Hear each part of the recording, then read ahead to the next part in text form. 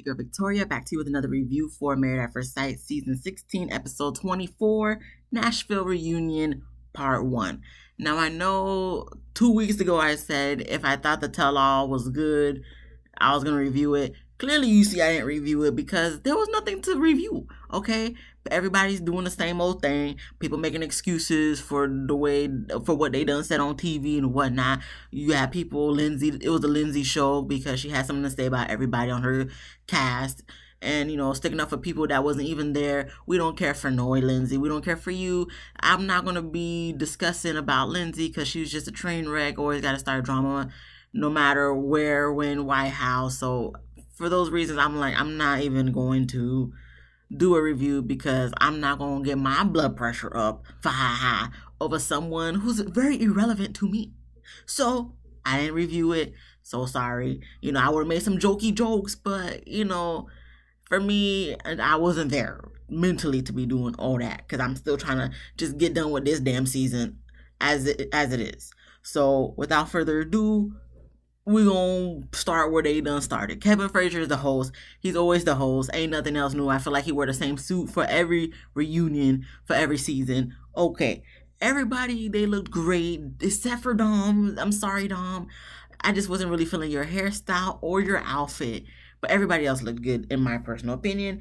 And, they do a little chitter-chatter in the beginning. Dom said she's been getting cleavage pick requests. And we have Jasmine. Social media has been telling her that she belongs to be with Gil from that other season in Houston. Really? I mean, I guess, but all right, that's what she said. I don't know if anybody done said that. Did I say that? I don't think I did. So if I did do, please correct me in the comments because I don't remember if I ever said that, but I don't think I did. So anyway, as far as Clint, he moved, so he's not living in the same building with Gina no more. He's now living in the same building as Chris and Nicole. I don't know if it's all the same apartment complex, but I mean, it's all Nashville, so I'm sure they're bound to run into each other some way, somehow, even if they wasn't on the show. So, okay, cool. And then as far as McKinley, he has his own place now in Michigan. We don't care. And then when they get to the fact that Dom got her own dog and how McKinley was talking crap, he does apologize to Dom for, talking smack and whatnot. And okay, cool. So then we get to talking about Clint for what he done said about the slender comment about Gina. They do not once bring up the ginger comment that Gina made that kind of enticed him to make that slender athletic comment. And even Chris does come to Clint's defense, saying, he did say the same thing too in regards to his wife. So they kind of do say stupid things and in ways that they don't really mean. So you see Nicole said she was, ready to comfort Clint. We're going to see next episode. She going to say she was ready to comfort Eris. Or actually, no, she did say on this episode that, she was ready to smack Eris upside the head and stuff. Nicole, please, that was not even your husband. Please, we don't need to know your comments on everybody else. Now, we make comments, okay, but if you want to, why don't you make I don't say Facebook, YouTube, and make your comments, Nicole. But all this stuff you're gonna ride, we understand you ride and dying for all your girls on the show. But at the same time, you don't, not to the point you're gonna get physical. Because if a man were to ever say, "Oh yeah, she treated him poorly," I was gonna smack her up beside her head. That would not be cool. So don't do it to Eris. Okay, I know Eris is a lot of things, but for you to comment about Nicole, please, because you be the main one who would feel offended if the roles were reversed. So we don't need you be doing that to nobody. Okay. Eris got a big enough head. I'm sure everybody felt like smacking him upside the head at the same time, and there will still be space left somewhere around his dome. Okay, so please, Nicole, we don't want to hear it. So other than that, they talk about Eris and his hating ass cousin, and the girls come to Jasmine's defense and, tell Eris that he should have supported her. Then you have McKinley talking about, well, in Eris's defense, he knew the cousin longer and whatnot. And I'm actually glad. And so, like I said, ever since Jasmine and Eris kind of split up or towards the end of their relationship, Jasmine's been very vocal, and I do love that. And I love the fact that she called out McKinley, saying, stop trying to defend him. Because did you think what he did was right? And he said, no, I don't think. Okay, then stop trying to defend him. And then I guess he tried to then say, okay, well, but I'm just, no, McKinley, please stay out of this. This is not your situation. You was only on the show for 2 seconds. So we don't, just because you was on the show for 2 seconds, so you wish you could have been there longer to say more stuff. You weren't. Okay, so let's keep it at that because we really do not need to hear nothing you have to say, especially in regards to this situation. Okay, because we all still eyesighting you because you've been putting your paws or you're trying to hook up with Gina since day one. And you can't tell me no different. So we don't want to hear nothing you have to say, McKinley. Nothing whatsoever. Then Eris eventually, because Kevin called him out, he did eventually apologize to Jasmine.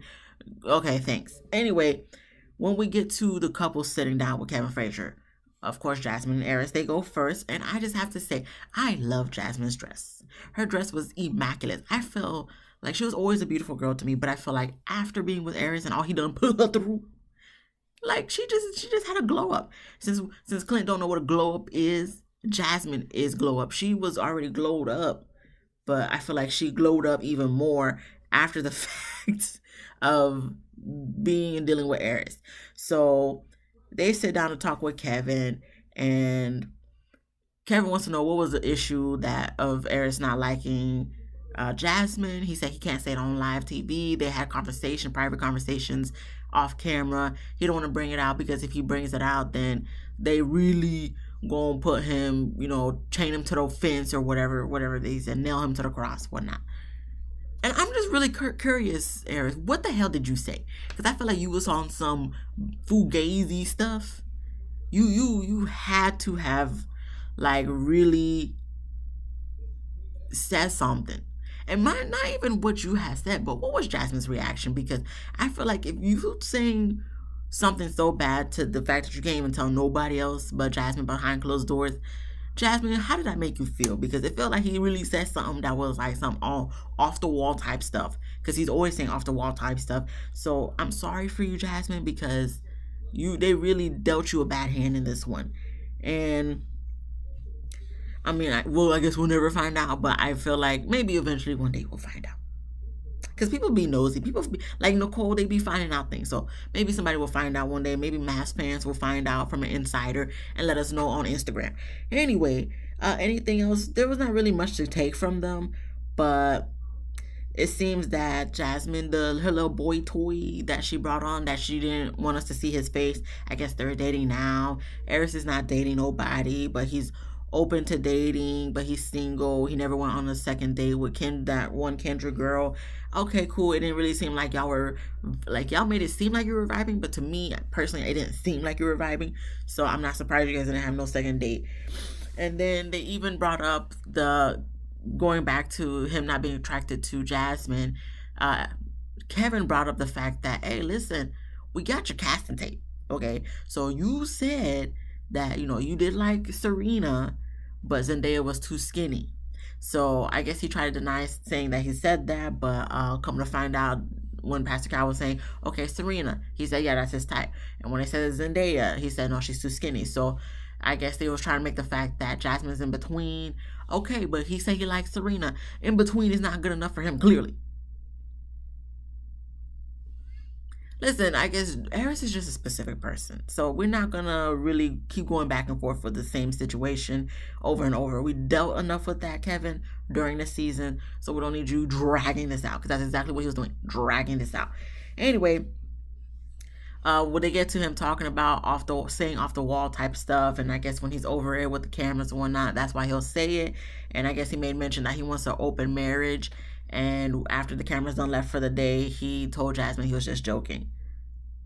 Okay, this is exactly why y'all not together no more. Anywho, after that, they bring out Jasmine's friend Adrian, and Adrian, main thing was she didn't like the hating ass cousin for calling Jasmine fake. Then that's when Eris wants to say, oh no, the cousin didn't call Jasmine fake. And Eris says, you was a damn lie. We all saw it on TV. I wish they would have showed the flashback of her saying she thinks Jasmine is fake. Were we not watching the same thing, Eris? Because clearly what you thought and what we thought, or actually not what we thought, what we saw, is two completely different things. Anywho, so I mean, I guess they did make up. I mean, it wasn't really any beef between Adrian and Eris, but it's like she trying to hold him accountable, and of course, because everybody, you know, trash talking his cousin, now he want to feel some type of way and try to defend his cousin. Listen, the cousin wasn't defending you, so f all that. You should be able to let your cousin know about herself.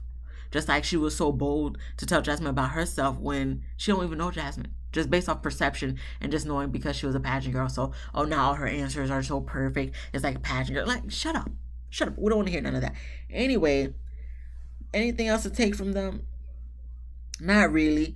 But Jasmine did appreciate that Adrian stuck up for her. You can see her smiling when they did pan the camera to her. And I will just say, it's just amazing to me that Eris and Jasmine's chemistry, their physical touch, their body language is just so much more chemistry post marriage than during marriage. That's just the only thing I just wanted to point out, because to me, I'm just kind of like, during marriage, you guys were kind of like on opposite sides of the couch, not necessarily literally, but figuratively. And now it's like y'all laughing and stuff. You put your head on her shoulder and whatnot. And I'm just like, what is this? Like when Dom and Clint kissed at that axe throwing thing, like he done put his arms around her. I'm like, what is going on? So is this gonna be like a friends with benefits type of situation? I mean, she got a man now, so technically no. But at the same time, I just feel like Eris wouldn't mind hitting it if he had the chance. But he just didn't want no commitment. I don't know. That's just the vibes I'm getting. Anywho, that's all with them. I don't think there's anything else to say. Yeah. We then move on to last thing about them. Eris is volunteering now. Jasmine is wanting to start her own spa. And I'm just like, what about the little party bus you and Kirsten was talking about doing? Y'all not gonna do that no more? We're just gonna do the spa, or we're gonna do both? But you didn't mention the bus, so I'm assuming you're not pursuing that career. You're not pursuing that route. Anyway, Nicole and Chris are next to talk to Kevin, and they're still together, obviously. And Nicole says that Kevin prejudged them because he didn't even know them. He already made prejudgments based off a little clip, but that wasn't much. Nicole, shut it, okay? You always got something to say. You know that's what they all do. They do it every season, Nicole, so don't act like they did a big one on you guys for saying you guys wouldn't last. A lot of people don't think you guys are gonna last. And just because you guys are together post-decision day at the reunion, don't mean you're gonna be together for long term. Look at Steve and Noy. Okay, they was still together at the reunion, and look at them now. Okay, a lot of people stay together at the reunion, and then shortly after we find out they're no longer together. So when you guys been together for like a year, 2 years, then we could talk. So I'm like, Nicole, nobody want to hear what you got to say. And I guess when they show the clip of Chris crying again, boohoo crying because of the dog situation, Chris tried to defend why he was boohoo crying about the dogs. Chris, nobody said it was wrong for you to feel some type of way and cry about the dogs, but just the way you was crying, you would have thought the world ended, okay? So it's not really necessarily that you cried, it's just how hard you cried. Okay? But all right, Chris, we get it. You love your dogs. All right. That's nice. And then we get to Nicole saying, when they was talking about Nicole's temper and being upset, she says, oh, I do get upset, but, I just need my little 5 minutes to vent and rant, and then I'm cool and I'm done. Chris said, well, she's a very opinionated person. I'm very open-minded. So it's some adjusting that he had to get used to dealing with Nicole's personality. She kind of gave a face like, nope, that's not the answer I wanted. And she looked like she going to say something about it to him personally backstage. But that's his problem, not ours, because that's his wife. And then when Kevin asked about the kids situation, because mind you, remember back in the honeymoon, what's her name? Nicole said she didn't necessarily want to have kids, but she's open to having kids. Chris definitely wants kids. He wants two, hopefully a boy and a girl and whatnot. So they haven't really revisited the kids talking situation yet, but they know that for right now, they don't want kids. And then after a year from now, they can talk about if they're going to even have kids. So that's per Nicole's words. But Chris was like, we will be having kids because he does want kids. So I'm just like, see, this is what I'm talking about. Y'all still haven't even discussed it. So y'all together, everything's happy-go-lucky, easy peasy lemon squeezy. But at the same time, you haven't even had the big conversations whether you guys want kids, whether you guys gonna have kids, and what y'all gonna do with it. So why continue pursuing the relationship knowing that it may possibly end in divorce because you guys might be on two separate pages? This is why this is good conversations to have prior to decision day, so you know if it's even gonna work. Because I know a lot of people like me, kids is a deal breaker. Okay, if you don't want kids, I want kids, it's not gonna work because that's not fair to either person. So y'all gotta have a lot of talking to do. And I mean, if y'all do stay together after like a year or two, I'm gonna be shocked. But you know, I'm just gonna have to eat my words. So you know, I could be wrong. You know, y'all could last and have kids and be a happy family. But it's kind of concerning for someone who cares. I really don't. But you know, as a reviewer, I am concerned in this moment. But I won't be concerned after I talk about it. You know, it is kind of concerning that you guys still don't know what you're gonna do in regards to if you're gonna have kids or not, because you still look like you're on the fence of you don't want kids, Nicole.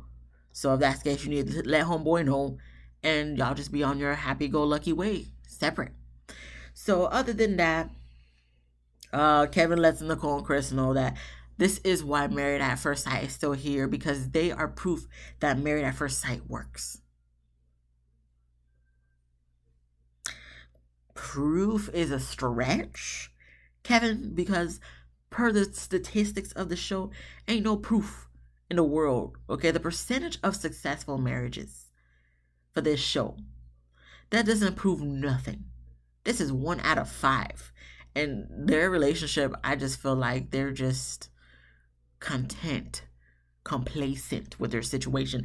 Not necessarily like perfect match. I mean, I know, you know, there's no such things as soulmates, to let Kevin tell it. But at the same time, was this the perfect match for each other? I don't think so. But I feel like, you know, everything's going good for right now. So they're just going to keep living and basking in the bliss of it.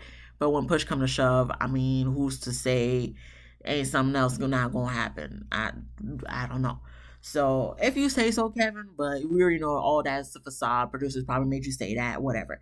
We then get to the ladies. They sit down with Kevin. Not really much to take from this scene with them. Other than that, Nicole calls herself the mama bear of the group and admits that she's nosy, so that's why she was always asking these questions to the cast. Nicole, let's be honest, you could have just said producers made you ask the question. And it also helped that you were nosy, so it kind of was easier to ask those questions because of that. Let's be honest. Can we be completely 100% transparent, guys? Because at this point, nobody is buying the BS you guys be telling us on TV, especially at the reunion. All right. Other than that, they talk about Jasmine and all that she's been through dealing with Eris's ass. And after that whole little situation, he goes through each of the single girls, which is pretty much 4 of the 5 girls on the stage, saying what type of man does Jasmine need? What type of man does Gina need? What type of man does Dom need? Lastly, what type of man does Kirsten need? And then Nicole said Shaquille, or someone like Shaquille. And I'm just like, okay, so she's rooting for Kirsten and Shaquille. I feel like everybody's going to be rooting for Kirsten and Shaquille. If they revisit this marriage,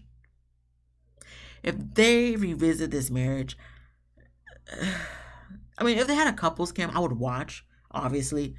You know me. As much crap as I talk, I'm still going to watch. As, you know, I would watch.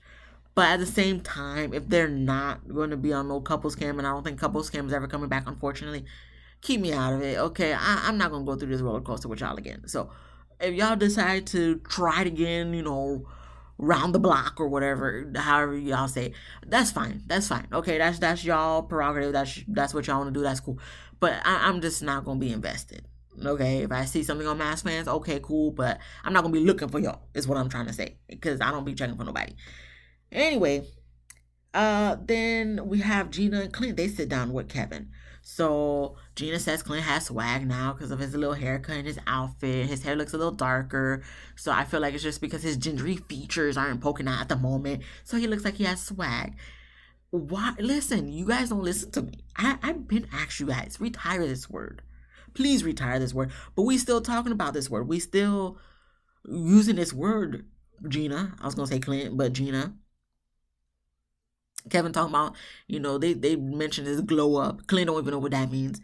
I'm like, Clint, you don't need to know what it means, okay? I feel like you just learned what swag was. So you don't need to learn about glow up, even though Kevin did try to express to you what glow up was, and it wasn't hitting for what it was supposed to hit. Like, please stop using glow up, stop using swag. Let's just keep that for other people. I don't even use the word swag. I digress. So Kevin asks if they would ever come back together, goes to commercial for dramatic effect, comes back from commercial for dramatic effect. They say they don't know and who knows. And he mentions that they look good together. And I will admit, looking at them on the couch, all dressed up and dolled up and stuff, they do look like they would match. They do look like they would be a nice, good looking couple, but it's more than just looks, it's personalities and chemistry and all that stuff, and which clearly they don't have.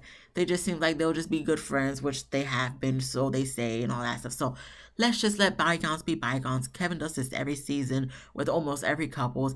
Is there room to come back to try it over again? Because it was so confusing. Kevin, every season of Married at First Sight, for the most part, is confusing because all these people don't know what the hell they doing.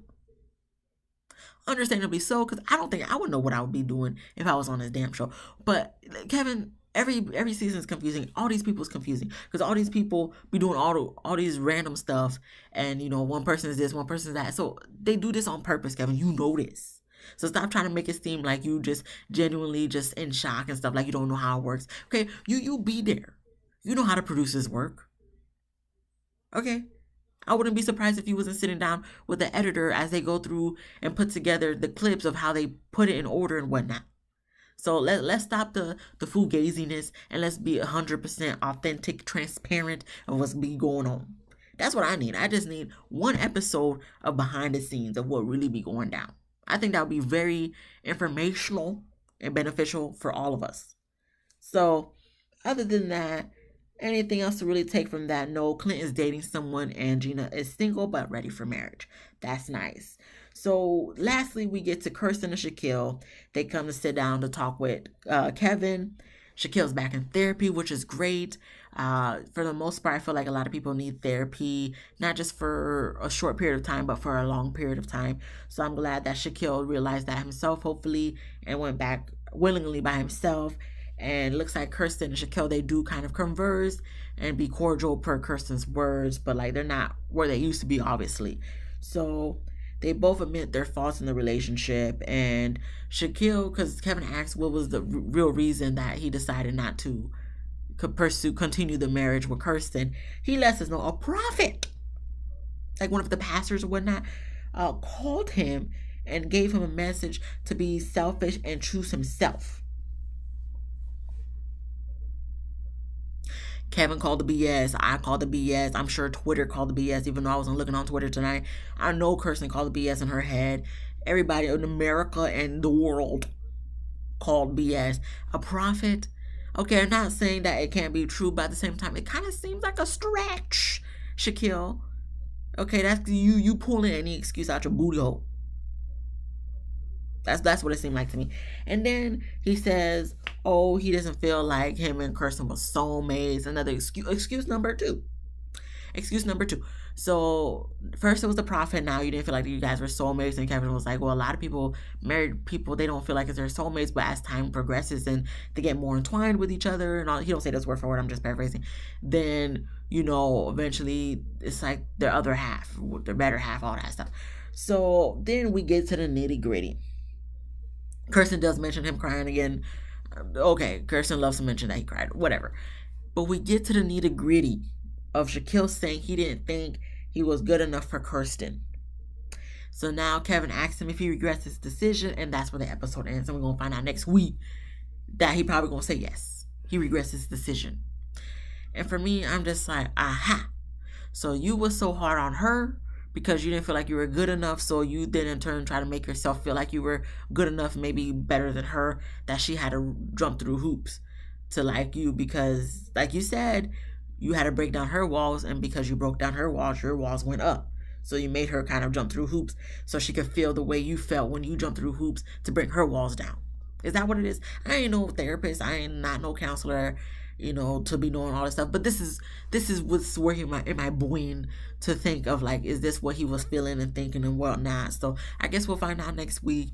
But I mean, I don't think they're gonna get back together. I'd be shocked if they do, to be honest. But in the case if they do, from what it seems like, that's what they're trying to set up.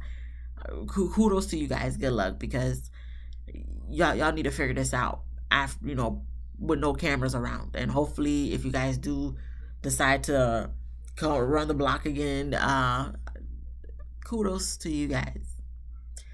Because I mean, it did seem like Kirsten did really like Homeboy by the end. So I guess I'm tired. I'm exhausted. So listen, I was yawning and all that stuff through while I was watching the whole show, because it was 2 hours for this episode. It's probably gonna be 2 hours next episode, and there's episodes upon episodes upon episodes until season 17. Can I get a break? Because I feel like the break really helped me to relax and decompress from the prior season and start to prepare for the next season. But it looks like they don't want me to have a break. So I guess if they don't want me to have a break, I'm not gonna have no break, because I'm still gonna watch and I'm still gonna review, no matter how tired I physically am and look. So without further ado, that's it. Okay, that was it. That was the end. I talked too much. Whatever. You know this already. But I appreciate you for loving me through it anyway. Okay, so if you like this video, please give me a thumbs up. If you laughed at least once, please subscribe. If you did not laugh, come back next week. Hopefully when I have more energy, so I can make you laugh even more. And then you can subscribe then. Comment what you thought about this episode. Be easy breezy, lemon squeezy. And I'll see you guys in the next one. Peace.